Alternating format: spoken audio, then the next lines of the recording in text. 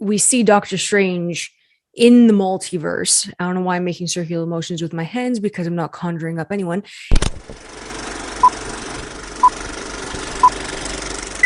Hey guys, welcome back to Candid Cinema. I'm Amanda, otherwise known as AMX NDA Reviews on Twitter, Instagram, and Letterboxd. Today I will be reviewing Doctor Strange in the Multiverse of Madness, directed by King Sam Raimi. Now, I had watched the first Doctor Strange, which is directed by Scott Derrickson, the same day. I watched it earlier before I went to go watch Multiverse of Madness. The first time I watched Doctor Strange, I wasn't really feeling it. Maybe it was because I didn't feel like watching a movie at that time because it was like after a shift at work and I wasn't really in the headspace to appreciate it. But then after a rewatch, I actually didn't think it was too bad. It wasn't as bad as I remember it. And then going into Multiverse of Madness, it's an entirely different film because when Doctor Strange started, and we had a standalone, we had those origin stories in phase 2, phase 3. It's a completely different character now.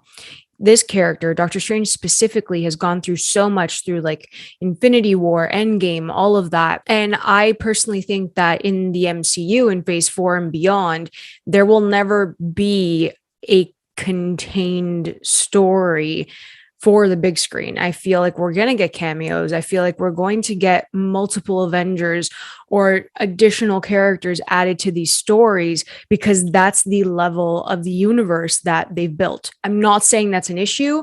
I'm saying that it has strayed away from being a very simple storyline with just the characters within that universe within comic standards, if that makes any sense. So in Multiverse of Madness, we get the introduction of America Chavez, and I think Xochitl Gomez did a great job with what she had to work with.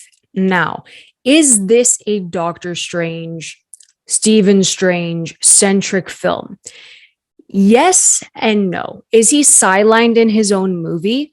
At times, it feels like he is because it just leans so heavily on Wanda Maximoff, on Scarlet Witch. So, how they kind of bring everything together in the Multiverse of Madness is the fact that America Chavez comes into Earth 616 because she can travel through dimensions, which is really cool. It's so cool. And Chavez really explains what the multiverse is to Doctor Strange. And they kind of share ideas of what they know, which is great.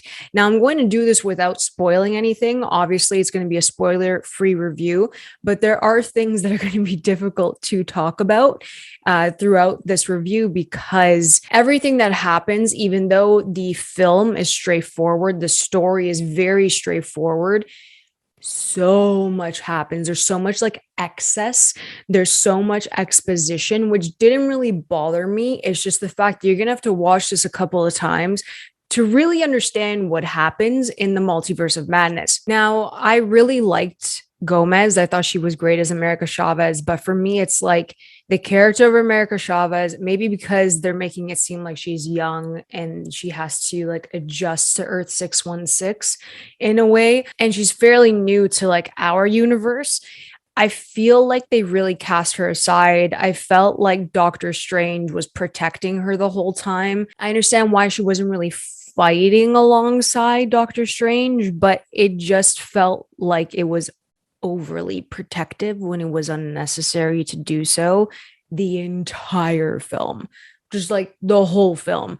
And that kind of bothered me. Chavez felt like she was there out of convenience in regards to how the story ends up unfolding. And I didn't like that. I thought that it didn't make any sense to introduce a character like this and then just cast her aside. This is also possibly my favorite Elizabeth Olsen performance as Wanda Maximoff, as the Scarlet Witch. She brought Wanda to an entirely different level in Multiverse of Madness, but it's not only because of Elizabeth Olsen's talents, but credit also needs to be given to Sam Raimi because his visuals, his camera work, all of that, the ideas that he had to create Wanda, to create the Scarlet Witch in this movie, elevated Michael Waldron's script.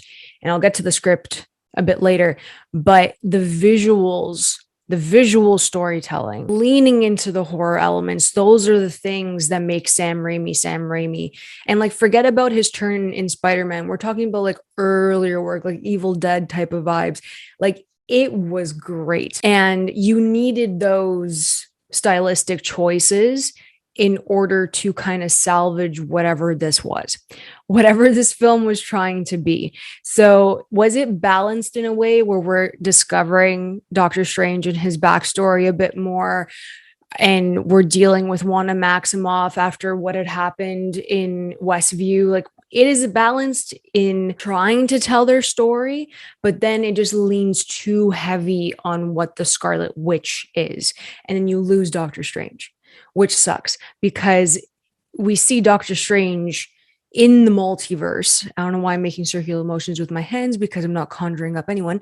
It's the fact that there was so much Doctor Strange meat. There was like so much that you could have gone into, and they really just did not do him justice. If we're talking about a direct sequel to the first Doctor Strange, it did nothing. It did nothing. And that's what I mean by like the grand scale of everything. This is what's going to be affected. It's not getting a developed, well-rounded character by the end of the movie. And I don't know where Doctor Strange is going to go from this whatsoever. I have no idea. So is it balanced in the way that Wanda and Strange kind of share the screen time? Yes. But that doesn't necessarily mean that the writing was strong enough for Doctor Strange. This should have literally just been a Scarlet Witch movie, and she stole the spotlight from Strange. The best thing that I can say about the two of them being on screen together is that we got to see the extent of their powers. And I think that that's what I was waiting for, especially with Doctor Strange. So it really worked out between the both of them that way. And that's what I enjoyed. So again, kudos to Sam Raimi for doing a great job visually. There are moments with Scarlet Witch, with Wanda Maximoff, where Sam Raimi lets the scene breathe. He lets the tension build. He builds that anticipation with the brilliant score from Danny Elfman, like Chef's Kiss. It was fantastic. He really dives into like the old fashioned camera work that he used to do, the transitions, the extreme close ups, the wide shots, the tracking. Like, he really brought his like old Sam Raimi flavor to the MCU. It's so strong. The direction, the vision, the ideas, it's all there. But then it just conflicts with the story, with the script. So did it feel whole at times? Yes. Did it also feel disjointed? Yes. It felt that scenes were just kind of placed together, trying to make it, make sense. And they're trying to play off of like the editing within the multiverse, but that also didn't work for this movie. And I know that this review sounds that I'm very confused with how I feel about this film, but maybe it's because it wasn't fantastic. It wasn't terrible, but it's just like it's in the middle. And the reason why it's in the middle is the conflicting ideas between script and director. And I feel like something was missing, and I can't really put my finger on it. I don't know what it was. Did I still have fun watching this? 150%. I had a blast watching this because of Sam Raimi. So give him his flowers. I really hope this isn't his last MCU film, because we do need a director like that leaning in the horror elements. I think that the jump scares were really strong. It was really graphic at times, violent, and I liked that. It was so refreshing to kind of see that, because we're dealing with magic. We're dealing with witchcraft. He is literally the master of the mystic arts. Like, these are dark things to explore in the MCU, as we see in Marvel Comics. So I think that the more Sam Raimi sticks around and really dives into that, I think we'll get a different side of the MCU entirely. So please stay, but with a stronger writer. I think that was the clear issue, is that there was no clear direction in the script. And then Sam Raimi had to figure it out on his own. And again, the visuals elevated the script, the score elevated the script, and the performances, of course, they did the best they could with what they had. So I would give Doctor Strange in the Multiverse of Madness a 3.5 out of 5. That is where I have settled. And I had a lot of time to think about this. And the one thing I will add is that this movie would have been better if TV spots weren't put out there for everyone to see. And I think that was the hardest pill to swallow, is that there is a scene in this film where I did not like what they did whatsoever. And I feel like it could have been cut out entirely. I understand what they were trying to do with this, and it's really hard to create a chaotic multiverse and make it make sense. So it just felt a bit disjointed for me. It's a mixed bag. People don't really know how to talk about this without really saying much about it. I think that they're trying to do too much. They're trying to promo too much. These are films that everyone is going to go watch.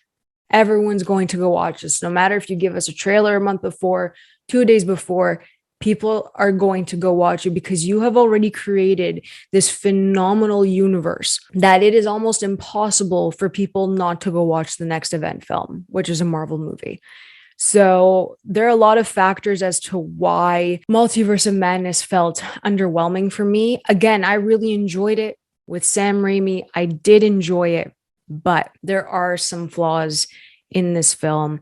Benedict Cumberbatch gives a great performance. So does Elizabeth Olsen. If you love both of them, then you're going to enjoy this film. I personally love Doctor Strange now more than I ever have. Guys, let me know if you enjoy Multiverse of Madness. This is my spoiler-free review. I will probably do a spoiler-filled review in the upcoming days. So if you guys enjoyed this video, please like and subscribe. You can always follow me over at AMX ND Reviews on Twitter, Instagram, and Letterboxd.